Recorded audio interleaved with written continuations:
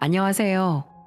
평소 유튜브로 사연을 자주 보다가 저도 얼마 전에 참 추잡스러운 인간들을 만나 파혼을 하게 되어 사연을 한번 보내게 됐습니다.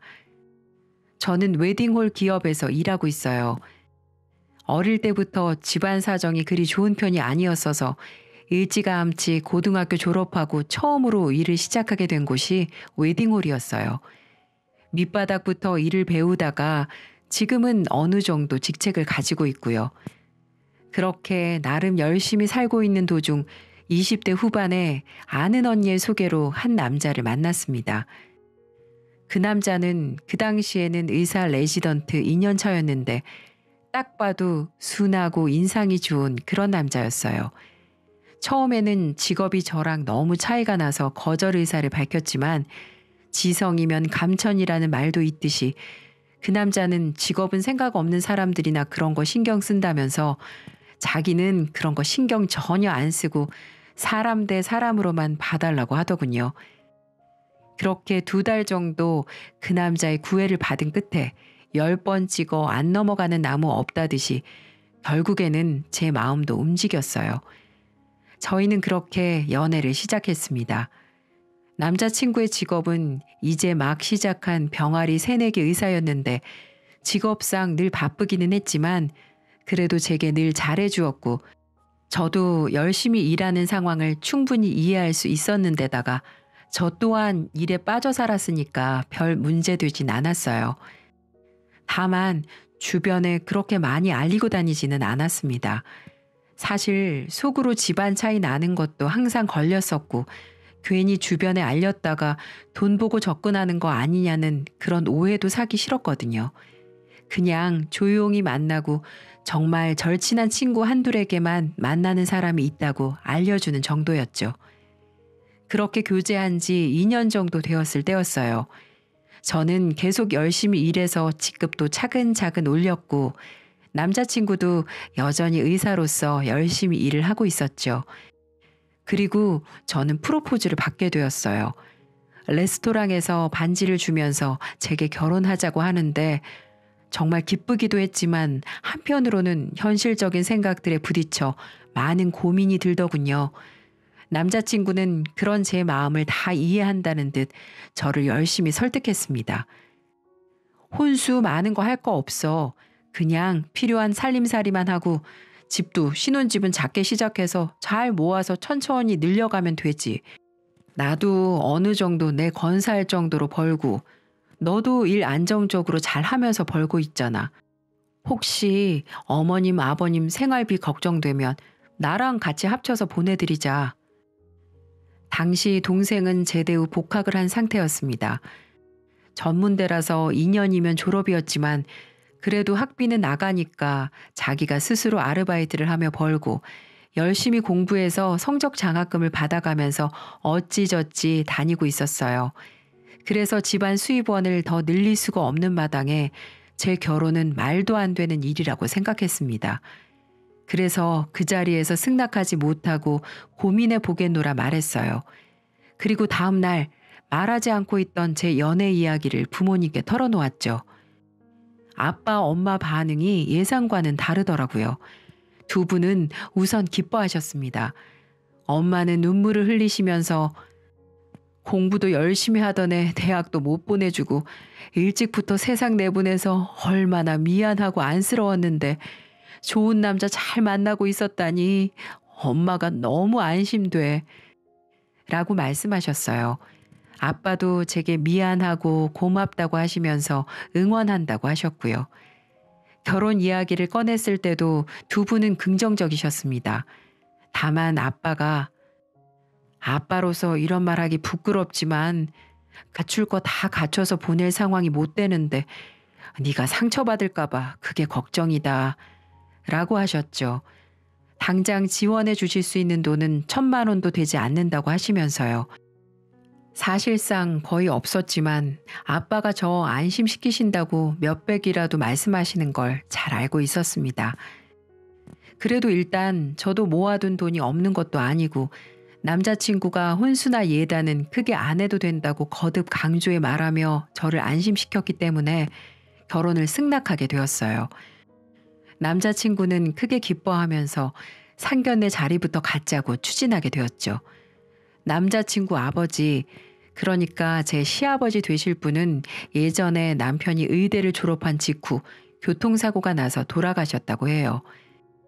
그래서 상견례 자리에는 저와 부모님과 남동생, 남자친구와 시어머니 되실 분까지 이렇게 5명이 모이게 되었습니다. 상견례 날 걱정을 많이 했어요. 어머님께서는 지금이야 남편 잃고 홀로 살고 계시지만 어쨌든 저보다 넉넉한 집안이고 지금도 돌아가신 남편이 남긴 재산을 가지고 아름아름 의류 관련 일을 하셔서 기본적인 경제력은 탄탄하다고 알고 있었거든요. 의대는 학비도 비싸잖아요. 그런데 걱정 없이 다녔으면 말 다 했죠 뭐. 저도 사귀는 동안 대충은 들어서 알고 있었고요. 그래서 저희 부모님이 기죽지는 않으실까, 내가 결혼하겠다고 밀어붙여서 상처받으시진 않을까 정말 걱정을 많이 했습니다. 그런데 생각보다 상견례 자리는 매끄럽게 흘러갔어요. 어머님께서는 마냥 살갑게 사돈 하시는 분은 아니셨지만 그래도 기본적으로 무례하게 굴거나 드라마에 나오는 것처럼 집안 수준 차이를 두고 뭐라 하진 않으셨습니다. 애들이 다 컸으니 큰 건 알아서 하겠죠 뭐. 결혼에 있어서 기본적으로 해야 하는 건 사돈께서도 아실 거라고 믿습니다만 뭐 형편에 문제가 있으니 알아서 잘 조절하실 것 같고요. 그런 말씀을 하시긴 했지만 제가 생각했던 최악의 상황과는 상당히 다른 분위기였기 때문에 저는 안심되는 마음에 흐지부지 흘려들었어요. 그렇게 그날의 상견례는 잘 마무리가 되는 듯 했고 저희 부모님께서도 집에 오셔서 생각보다 금전적인 부분 가지고 예민하게 말하는 분은 아니라 좀 놀라기도 했다라고 하시더라고요. 그렇게 저는 감사한 마음으로 결혼을 준비하기 시작했어요. 내 집이 기우니까 시집가서 더 잘해야지 하는 마음이었어요. 시어머니도 당장 나를 막 예뻐하시지는 못해도 열심히 돈 벌고 잘 살면 더 사이가 좋아지겠지 생각했었고요. 그런데 어느 날 일하고 있던 중 전화 한 통을 받았습니다. 상견례가 끝나고 나서 한 달하고 일주일이 좀 넘은 때로 기억해요. 남자친구랑 한창 집 알아보고 웨딩드레스 숍을 알아보던 때였죠. 처음 보는 번호여서 받았는데 대뜸 나 민수 엄마야 그러더라고요. 바로 남자친구의 어머니셨죠. 저는 조금 놀랐지만 네 어머니 무슨 일이세요? 하고 여쭈었습니다. 우리 둘만 잠깐 만나자. 민수한테는 이야기하지 말고 라고 하시길래 뭔가 심각한 일이 있나 싶었어요. 그런데 제가 거기서 싫다고 하거나 그럴 짬이 있나요? 그냥 네 어머니 알겠습니다 하고 말았죠. 그날 퇴근하고 나서 어머니가 오라고 한 카페로 나갔습니다. 나갔더니 어머니 혼자 앉아 계시더라고요. 저는 사뭇 긴장한 상태로 맞은편에 앉았고요. 민수한테 말 안 하고 온 거 맞지? 네, 그럼요. 어머니 그런데 무슨 일 있으세요? 너네 웨딩홀 계약했니? 아니요, 아직이요. 그런데 제가 직원 할인이 돼서 제가 일하는 곳에서 씩하면 예산 아낄 수 있으니까 지금 오빠랑 이야기하고 있어요. 제 대답에 갑자기 어머니 안색이 눈에 띄게 싹 바뀌더군요.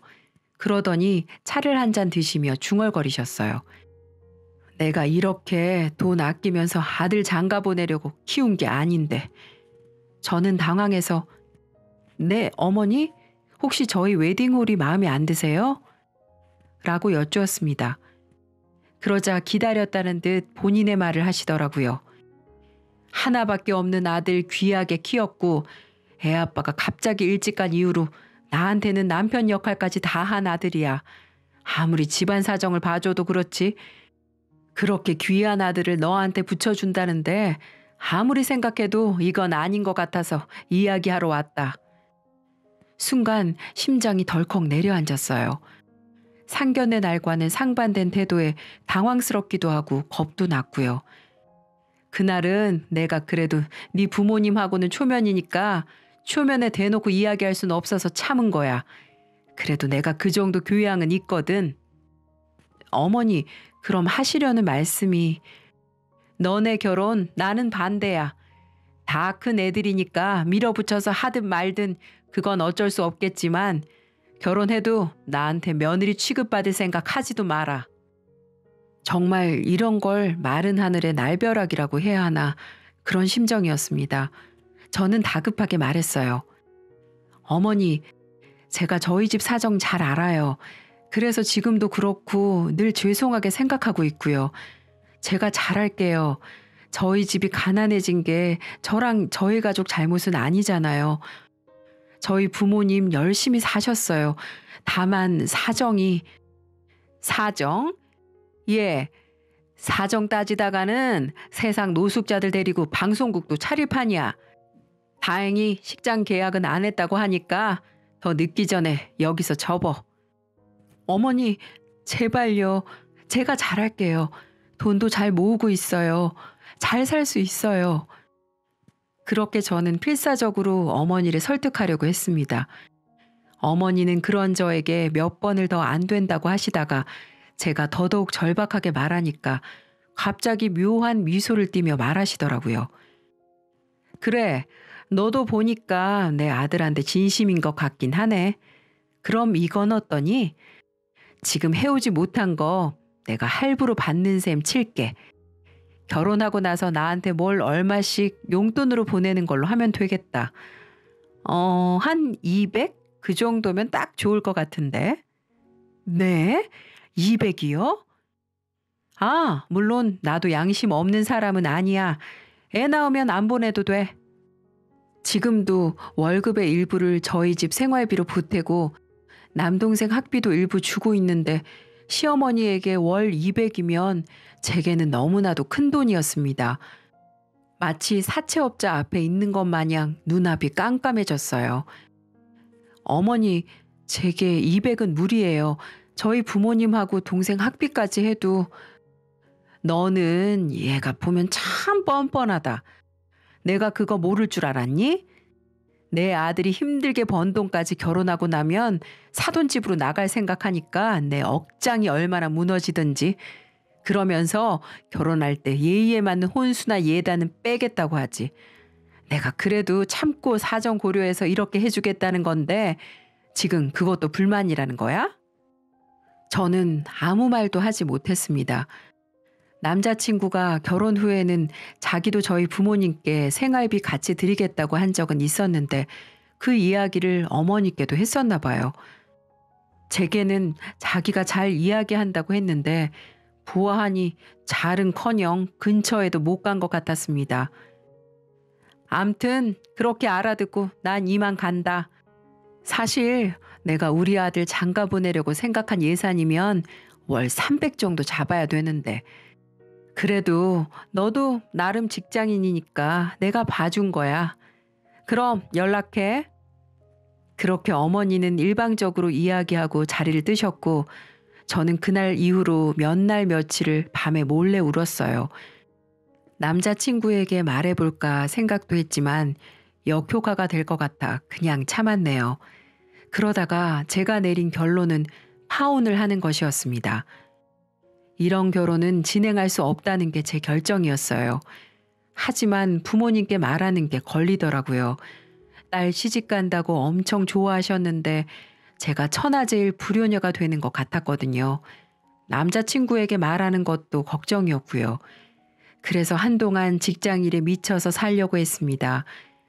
동료들 야근도 다 떠안으면서 일했고 결혼 준비를 진행하려는 남자친구에게도 일 핑계를 대며 미루었고요.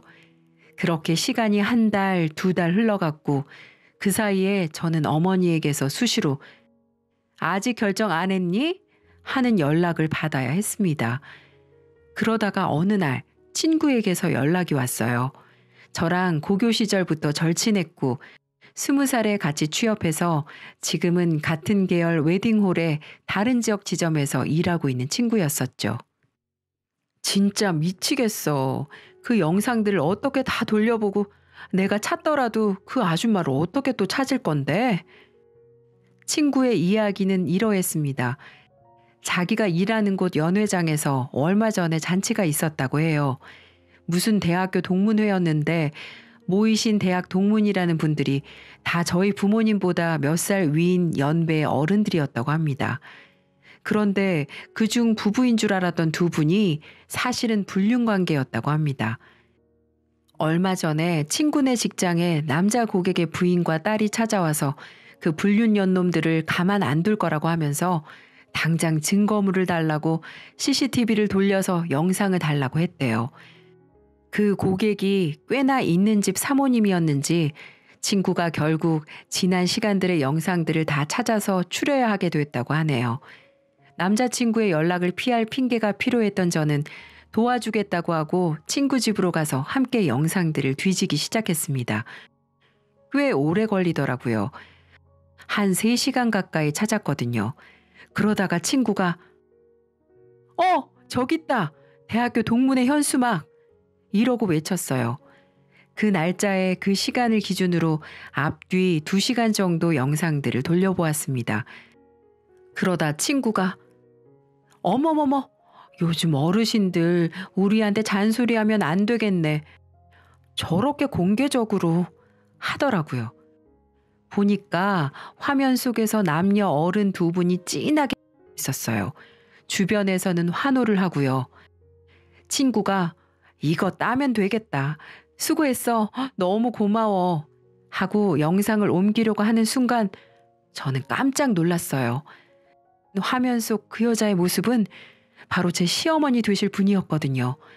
친구가 USB를 찾는 사이 몇 번을 다시 돌려봐도 제 시어머니였습니다. 저는 순간 직감했어요. 이게 저를 잡아줄 동아줄과도 같다는 것을요. 저는 그 영상을 친구 USB에 대신 옮겨주겠다고 하며 제 이메일로도 전송했습니다. 심장이 두근거렸어요. 이제는 제가 빠르게 움직여야 했죠. 저희 부모님과 남자친구에게 연락해서 결혼 전에 좀 더 친해지고 싶어서 식당을 잡았으니까 식사하자고 했습니다. 어머니에게는 연락해서 마음을 정했고 가족들 앞에서 확실히 말해두고 싶으니까 식사하시자고 했고요. 당연히 모두 오겠다고 했습니다. 당일날 제가 큰 마음 먹고 잡은 고급 한식당 룸에 모두 모였습니다. 제 남동생까지도요. 그리고 음식들을 맛있게 먹고 어느 정도 분위기가 무르익었을 때 입을 열었어요. 식사 어느 정도 하신 것 같으니까 제가 중요한 말씀을 하나 드리려고 해요. 괜찮으시겠죠? 제 말에 모두가 의아해 하더군요. 아빠가 말해보라고 하셔서 말을 이었습니다. 저 파혼하려고요. 오빠 미안. 나 이딴 결혼 못해. 예상하셨듯이 뒤집어졌습니다. 엄마는 대체 무슨 일이냐고 하시고 동생은 누나 왜 그래 그러고 남자친구는 갑자기 무슨 소리냐며 당황하고 어머니도 당황하시더라고요. 저는 어머니가 제게 했던 제안을 모두 말했습니다. 아빠 얼굴이 차갑게 굳은 걸 보며 너무도 죄송했어요. 남자친구는 당황해서 장인어른 그게 하고 더듬거리고요. 아니 그래요. 솔직하게 얘기해서 내가 마음을 써준 거예요. 한꺼번에 못하는 거 천천히 살면서 갚으라는 건데 뭐가 문제야 진짜? 뻔뻔한 어머니 태도에 엄마는 기가 막혀 하시고 동생 얼굴도 붉어졌어요. 아빠는 내 딸 이런 집에 시집 못 보낸다 라고 하시며 일어나시려는데 제가 붙잡았습니다. 아직 할 말이 남았으니까요. 아빠 걱정 마세요. 저 어차피 그거 아니었어도 시집 갔으면 큰일 날 뻔했어요. 아빠 딸내미 하마터면 불륜녀 며느리 될 뻔했지 뭐야? 그렇게 말하고 저는 준비해온 노트북을 꺼내서 영상을 재생시켰습니다. 그 영상을 본 어머니 얼굴이 하얗게 질려갔어요. 엄마는 영상 속 입맞춤에 이게 무슨 망측한 광경이야 하는 얼굴을 하시다가 어머니 얼굴을 확인하고 눈이 휘둥그레지셨어요. 뭐야? 이거 엄마야? 이 아저씨는 누구야? 저는 제가 이 영상을 발견하게 된 계기를 설명했습니다. 이제 남자친구랑 어머니 얼굴이 시뻘개졌더라고요. 오빠, 내가 말한 대로야. 이 아저씨 엄연히 와이프 있는 유부남인데 어머니가 그동안 내 애인으로 찰싹 붙어 계셨나 봐. 내 친구 말로는 저 아저씨 부인이 이혼 소송하려고 열심히 증거 찾아다니셨다고 하는데 변호사 좋은 사람 써야 조금이라도 돈 덜 깨질 것 같더라. 엄마, 진짜야? 엄마가 유부남 만나고 다녔어? 언제부터야? 아빠 돌아가시고 나서부터야? 그게 사실 엄마 예전 동네 친구인데 우연히 만나서 어머니는 횡설수설 하시면서 말을 제대로 하지 못하시더라고요. 웃긴 게 그러면서도 저는 째려보시려고 하시고요. 어머니, 제가 그래도 일찌감치 똥 피하게 돼서 그거에 대한 보답은 해야 할 것 같아서요. 고소장 곧 받으실 것 같은데 마음의 준비는 하셔야죠. 오빠, 어머니 잘 챙겨드려. 바쁜 건 알지만 법정은 꼭 같이 가드리면 좋겠다. 아빠는 말없이 그 영상을 보시고는 자리에서 일어나셨습니다. 화내려는 남동생을 진정시키시며 제 손을 잡아 일으키셨죠. 제가 못나고 능력이 없어서 애들 공부도 많이 못 시키고 못 먹이면서 키웠습니다만 그쪽같이 더러운 인성 가진 집안 사람으로 만들 정도로 바닥에서 키우진 않았습니다. 사실 지금 당장이라도 화를 내고 싶지만 보아하니 앞날이 힘드실 것 같으니 저는 여기서 참아드리지요. 여보, 가자. 너는 누나 노트북이랑 가방 챙겨서 들고 나오고 우리 딸은 할 말 더 있으면 마저 하고 얼른 나와. 그렇게 저희 가족은 나갔습니다. 저는 제 손을 붙잡는 남자친구에게 말했어요. 오빠, 앞으로 잘해봐. 어머니 잘 챙겨드리고. 나 그 제안 듣고 나서 얼마나 마음이 괴로웠는지 몰라. 그런데 이제 다 정리했어. 애초에 오빠가 말한 대로 잘 살 수 있을 거라고 생각하고 내가 어머니한테 잘 봐달라고 애원한 게 참 후회스럽긴 하지만 어쩌겠어. 앞으로 잘해봐. 그렇게 저는 가족들과 집으로 돌아왔고 한동안 남자친구는 절 찾아오고 직장에도 찾아오며 빌었어요. 저는 단호하게 쳐냈고 회사에까지 오면 신고하겠다고 으름장도 놓았습니다. 엄마가 너한테 그런 제안한 줄 몰랐어. 내가 다 알아서 할게. 그러니까 제발 결혼 깨는 건. 오빠, 아직도 모르겠어? 내가 말했잖아. 그 제안이 아니더라도 내가 돈이 차고 넘치더라도 나는 그 불륜녀 며느리 하기 싫다니까? 난 내 일만으로도 바쁜데 복잡한 가족사 있는 집안 들어가서 시간 뺏기기 싫어. 뭐 자기 행실도 더러우면서 나한테 집안 들먹이며 그딴 말한 것도 짜증나고. 난 진작에 파혼하기로 마음 먹었었어. 우리 부모님한테 불효할까봐 어떻게 말할지 고민하고 있었을 뿐이야. 그 타이밍에 딱 맞게 그 영상을 보게 된 거고. 그러니까 오빠도 미련 버리고 다른 여자 만나. 그런데 한 2주 정도 있다가 오지 않더라고요. 이유는 금방 알았어요. 친구에게서 연락을 받았거든요. 야야, 우리 저번에 봤던 그 CCTV 속 아저씨 부인이 결국 고소했대. 들어보니까 원래 바람기 있었다고 하더라. 다른 여자들 만난 증거들도 갖고 있었는데 더 모일 때까지 기다린 거지. 그때 우리 식장 와서 화낸 것도 사실 익숙한 일이라 크게 화나지도 않았었대. 그냥 영상 얻으려고 그런 거고 영상 받고 다음 날에 우리 찾아와서 과일 주면서 고맙다고까지 하더라. 진짜 웃겨. 저는 이때다 싶어 전화번호도 바꿔버렸어요. 회사에는 한 번 더 남자친구가 찾아오면 신고하라고 말을 해두었고 그 후로 소식을 듣지는 못했습니다. 지금은 일 잘하고 잘 지내고 있어요. 예전 일이지만 그래도 결혼할 뻔한 일이라서 아직도 간간히 생각이 나네요. 아무래도 결혼식장에서 일하니까 그런가 봐요. 그래도 걸을 사람 일찍 걸은 게 다행이라고 생각하고 있네요. 만약에 결혼했으면 신혼 시작하자마자 아마도 법정 드나들었을 것 같으니까요. 여러분도 힘든 일 겪으시더라도 힘내시고 세상에 더 좋은 사람들 많으니까 저 같은 일을 겪으셔도 너무 기죽지 말고 지내시고요. 감사합니다.